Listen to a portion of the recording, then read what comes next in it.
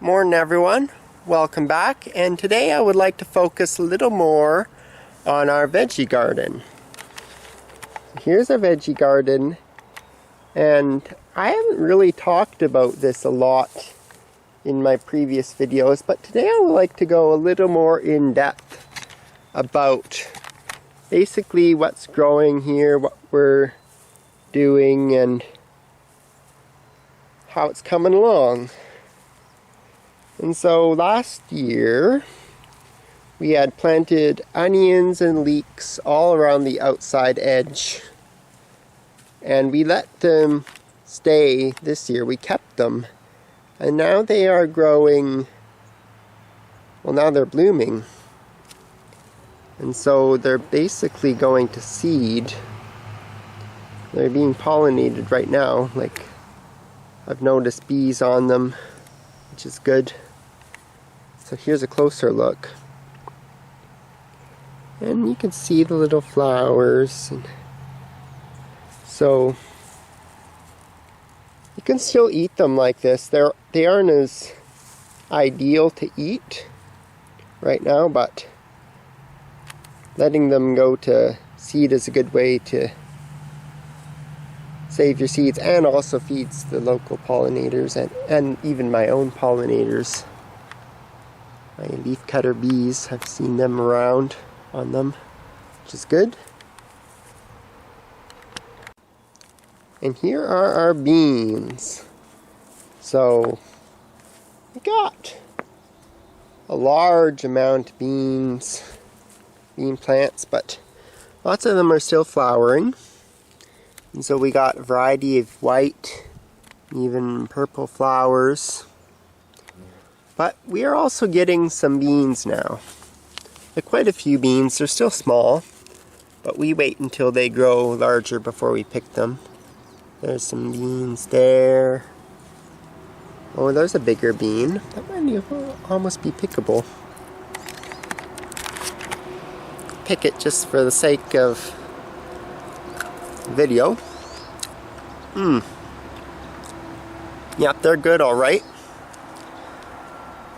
Something so special about growing your own food. It just tastes better. You have more of an appreciation of where your food comes from versus if you just buy like green beans at a store where you have no idea the story behind them or their background or anything like that. So we usually freeze our beans just in the freezer and then use for cooking. Oh, there's a big bean. Okay, that was a big bean. Okay.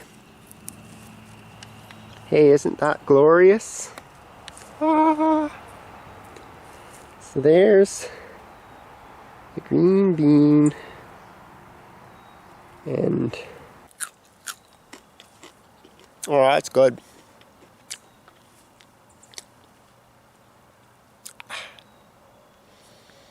So there's the beans, and we also got other kinds of beans. We got scarlet runner beans. We got the little red flowers. That's why they're called scarlet runners, because they're red. And they're climbing beans, so they're climbing up this bean pole, which I'm glad they're actually using. They actually strung up this bean pole and they're climbing the strings, which is great. I don't see any beans on this yet, but there will be soon. There's also a bunch of peas in here. There's a pea. These are sugar snap peas. And so these are the kind that you can just eat the pod whole. The pod's good for eating. Peas inside are good for eating. So good. And there's also gourds that are kind of climbing this. So this would be a gourd. It's really climbing. You can see that's wrapping around the strings here. The gourds actually have these little white flowers versus like pumpkin flowers over here that are well, I guess it's kind of done flowering, but the pumpkin flowers are orange, so we got a pumpkin here. And like I said, the gourds have different kind of white flowers.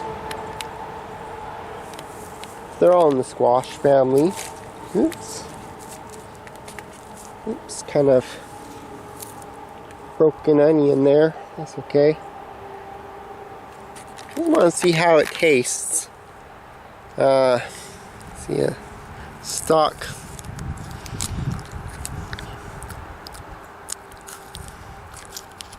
You know, it's very stringy, very woody, but it still tastes good. It still tastes like an onion.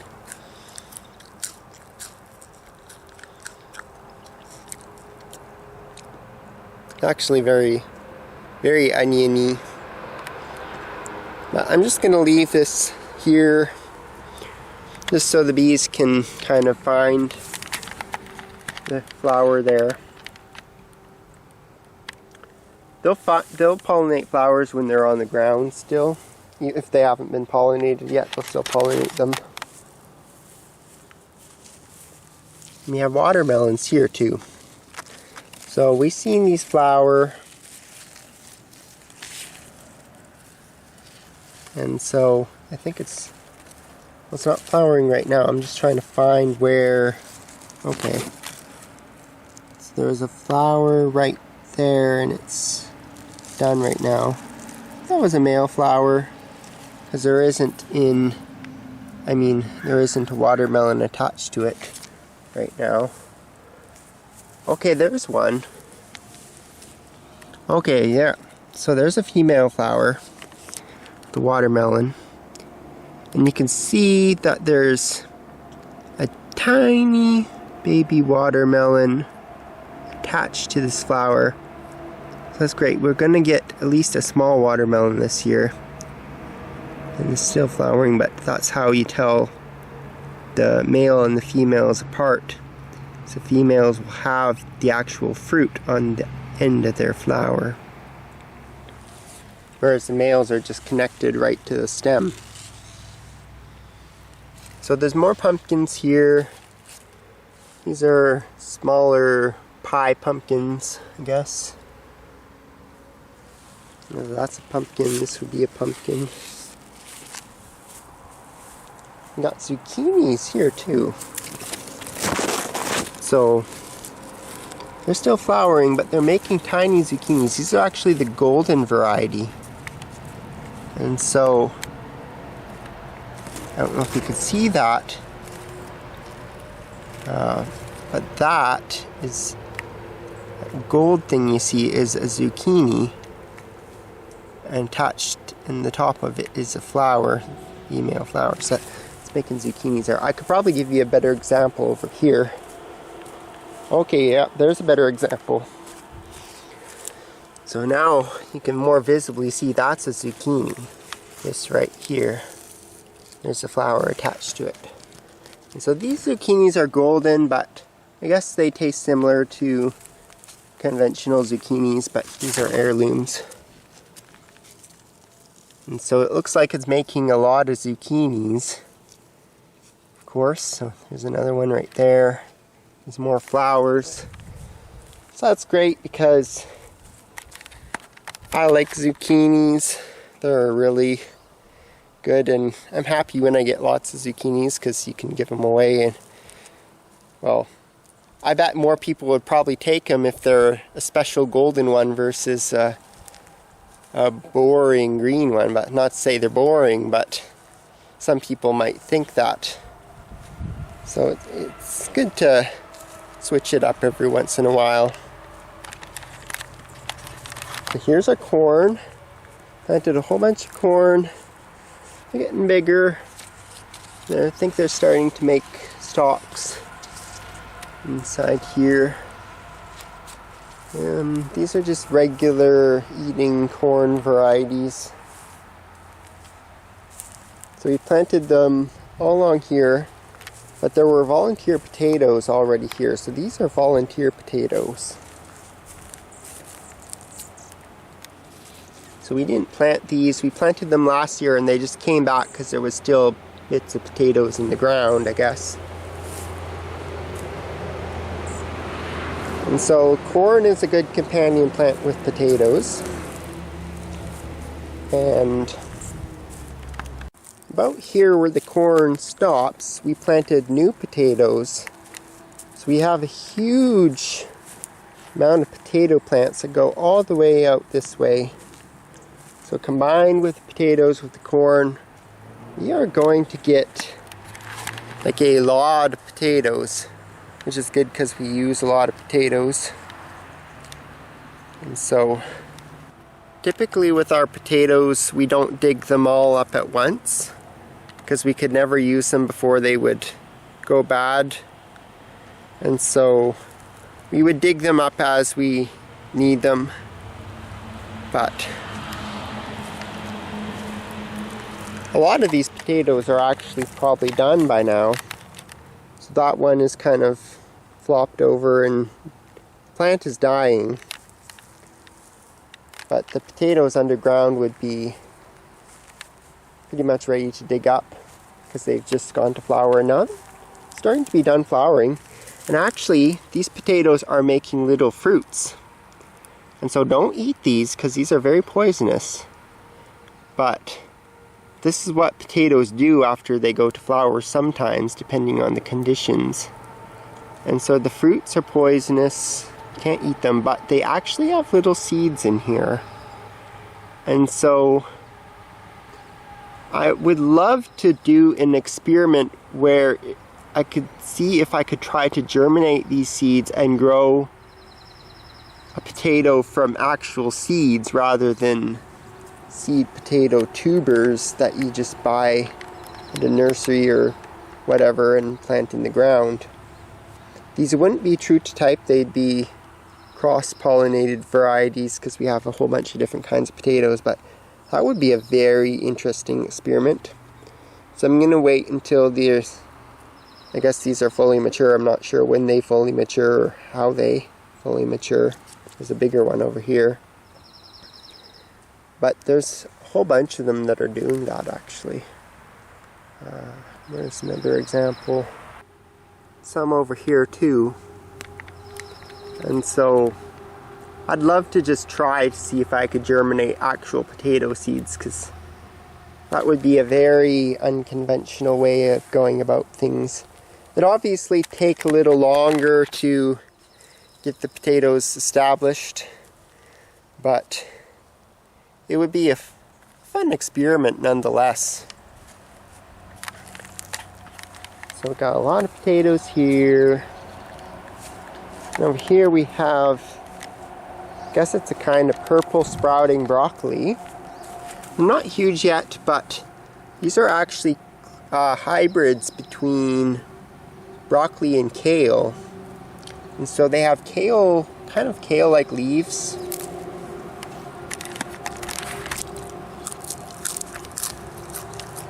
They taste a lot like kale, I guess. Like broccoli too. But they will make little flower clusters just like a broccoli. They're not as compact as broccoli, your typical broccoli, but still really good.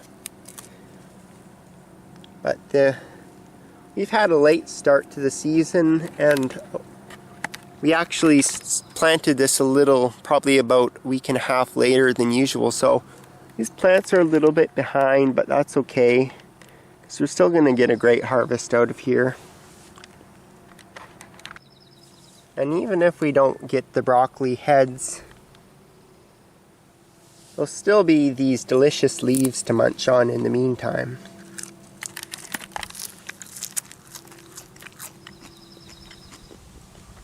Wonder how kale chips would taste made out of those. Probably pretty good. So here are our new onions. And so we planted these from bulbs just this year. There's the old onions, and so they're flowering. And so they'll probably be done by the end of the season. Actually see some bees over there. Hey bees. Good job. Yeah. Oh, honeybee. Bumblebee. And so next year, these would be going to flower just like these ones, and these ones would be probably gone. But I don't know if we keep these ones flowering here, because that's a lot of space. We could put something else. So we'll have to see. Hopefully we can use up all these onions this year, but I imagine there might be some that don't get used up, just like these ones were. But only these ones were started from, I can't remember if these were bulbs or seeds or a mixture of both. But I imagine we'd use the bulk of these onions, because my mom loves onions. She uses it in cooking all the time. That'll be great. So last year we had our tomatoes here. There was 60 tomato plants total, about thereabouts. So they were all taking up the space, but we got volunteer tomatoes come back. And so these are volunteers. We didn't plant them this year. They just came from leftover tomatoes that were there last year. And so they're coming along nicely. They're not as big as those tomatoes, which I'm going to get to in a bit. But last year we had actual tomatoes form on our volunteers from last year. And we still got ripe, edible fruits from them, which is great. A butterfly. Hi, butterfly. Hi. You're so beautiful. So before these volunteers popped up, I planted golden berries here. So if you don't know what golden berries are, maybe you know them by a different name as Peruvian ground cherries. And so they're actually related to tomatillos. I usually call them tomatillos, but I guess they're called tomatillos, or however you pronounce it. But they're basically, they make smaller fruits in tomatillos, and they taste sweeter, and they're more of a snacking kind of a fruit, and these are more used for preserves, I guess. And anyway, so I have several of these golden berries, or they're also called Peruvian ground cherries. I don't know if I said that. But apparently they are not good companions with tomatoes. So I don't know what the reason behind that is. Like maybe they share the same pests or diseases possibly, but they seem to be coexisting just fine for now. And I'm not going to pull these volunteer tomatoes because these are nice healthy plants, and I imagine they'll produce some tomatoes by the end of the season. And they fill in the spaces between the golden berries. There's even some growing in with the onions over there. So we'll see how they do. Might not be ideal for the plants, but I imagine it'll turn out fine. So these tomatillos, or tomatillos, they're actually related to these golden berries. But they, like I said, they produce bigger fruits. And I'm wondering if they could cross-pollinate, because they're actually in the same genus of plant species. So I could get a hybrid, but I don't know if the hybrid would just come from the saved seeds. I imagine that's how it would turn out. So we'll see how it turns out. Butterfly. And so I'm excited for these ones. Oh, look. Okay. This one is producing. I don't know if that's a flower or if it's a little fruit, or if it's just going to open into a flower, but yeah. So they're making little something already, so that's great. We'll see what we get out of all these. And so here, there's cucumbers here, but I should probably talk a little more about this space here first. So we had originally planted carrots here, and the carrots didn't really come up. Not 100% sure why, but I think the consensus is it was just too dry here. It's actually, it doesn't get much natural rainwater because it's blocked by the trees up there. And this was just drier soil to begin with. And so our carrot seeds, for the most part, there's a few that came, like these one, this one, that one, that one. Most of them didn't germinate. And so I planted some beets in their place. So I actually transplanted the beets from my Victory garden down there. And so I got several beets just around, one there. And they're doing okay. They're not huge yet, but at least the space is being utilized now. There's a beet right there. And not only beets, but also some kohlrabi. And so kohlrabi, I also transplanted that from my Victory garden, just because that was basically my way of thinning them out, just transplanting them here. And so there's one there. They're kind of being chewed on by some bugs, but that's okay. Matters is the space is being used, and you should get something out of this. And so here's our cucumbers. So I started these cucumbers indoors, I believe, actually early. I didn't direct sow. Well, actually, this one would be indoor started. This one is direct sown, indoor started, direct sown. So we spaced them out. Early, direct sown, just for a kind of a succession planting, so to say. And so we'd get some cucumbers from these earlier, and then later when these become bigger, we'll get more from those. And once these are done, we'll be harvesting from these ones.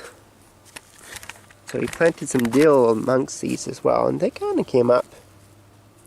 So here's some dill here. Smells so good, just like dill should. And we're getting cucumbers from these. A lot of them are still little. They still got flowers attached, but this would be the female flower because it's making the cucumber. And so, yeah, and this would be the male flower because there's no, just attached to the stem there. We're getting some bigger cucumbers from there. There's a pretty big cucumber. I believe these are the pickling kind. So that would be big for a pickling kind, not unless it's a telegraph cucumber or something like that. Telephone cucumber. I can't remember. I had a couple different varieties. And so it's not a lot of them, but be enough for what we'd use them for. And this is still relatively early in the season, like it's still technically July. It's the end of July right now, so I imagine we'll get a lot more. Well, of course we'll get a lot more growing by September, or the end of the season basically. So here are our peppers. So we planted some peppers here, and some peppers I started earlier than others, so this was started way early. This was started later. But these are not hot peppers, they're just bell peppers.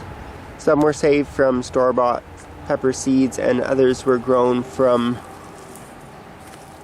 just heirloom seeds, I guess. I can't tell which is which right now. So these are a little behind. There's not a lot of activity yet these ones, these ones are flowering. And they're making little peppers. I don't know what's wrong with this one. It's a little, maybe nutrient deficient or something.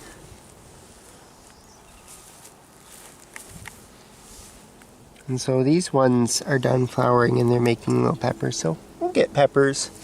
And so these chamomiles were actually, I guess, they weren't volunteers really. They were growing in with the peppers when I planted them. And so I guess some seeds spilled into the pepper containers and then grew into these huge, healthy, productive chamomiles. So I've been picking the flowers for tea.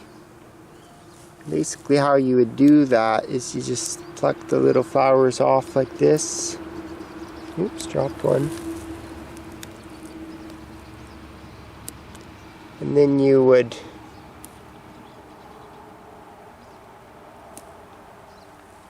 get a little handful, and then if you're using hot water, not really rocket science. That's how you make tea out of chamomile flowers. It's typically the flowers you would use, but I tend to like to wait until the little petals have kind of dropped off, because then they're kind of done being pollinated, and then they kind of go to seed from there. But that's after they've done that. They're, I guess, more potent in their relaxing effects, I guess. There's something so calming about homegrown chamomile picked right off the plant versus just tea bags you buy at a grocery store. It's just so much better, and it's probably more potent this way as well. Helps you sleep better and helps you relax better, and tastes way better too. So we have eggplants here. They're still rather small, but they're flowering, so that's good. And so these are the Casper eggplants. So these are white fruits versus purple fruits like most typical eggplants are. So called Casper eggplants because they're white, kind of like a ghost. So this one's making a flower. These ones have flowered, and I guess they'd be, I think they've flowered anyways. We'll see what we get out of these. We didn't really intend to plant a lot of eggplants just because my family doesn't really like eggplants. Well, they just don't use them as much, but I like eggplants. Good way to use them is to actually dehydrate them with a little bit of salt and pepper and make chips. It's a good way to use them, so see what we get. Oh yeah, and here's a vervain. So this was just with, I believe that's a vervain. And this was just with this eggplant when it was being transplanted. This is loose seed that got in and sprouted, and now it's going into plant just like these chamomiles. And here are all our tomatoes. So we got a lot of tomatoes. Like a lot. Same amount of plants as last year. Well, maybe a little more because there were some plants that had two in the same pot. So it looks like there's more tomatoes. Fills up more space, but then again, they might have been spaced further apart. And they just might be growing bigger than they were there last year. And so we do have tomatoes. They're still green, most of them, I think. But they're turning color, like that's just starting to turn. So, got different varieties. These would be probably beef steaks. And these would be probably cherries. Got more tomatoes over here. Over here. There's still a lot of flowers. And I've seen bees pollinating these flowers, so that's great. These are doing an excellent job. Hats off to them. And so normally we freeze our tomatoes for long-term storage, but this year I have plans to can a lot of them. So just canning either whole fruits or kind of diced tomatoes.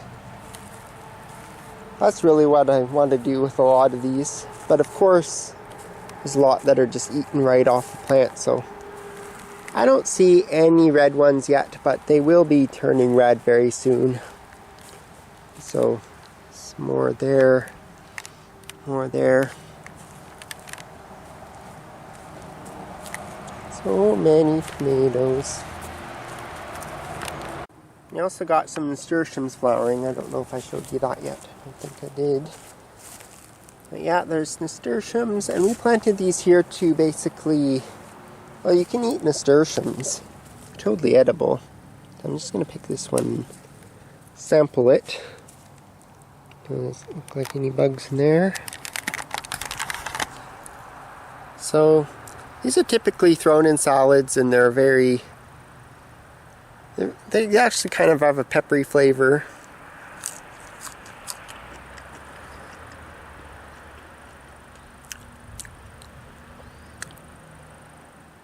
Oh wow, you can feel the peppery taste after you swallow it. It's a very unique kind of a taste. I would highly recommend you try nasturtium flowers, or even the leaves. The leaves are totally edible too. Take a smaller leaf here.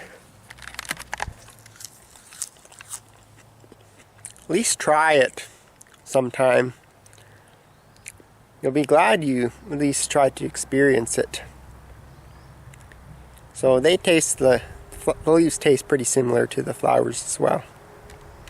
So thanks for hanging out with me today in our vegetable garden. Really do appreciate your time, and hope you enjoyed the tour, and until next time, a very happy and productive growing season to you.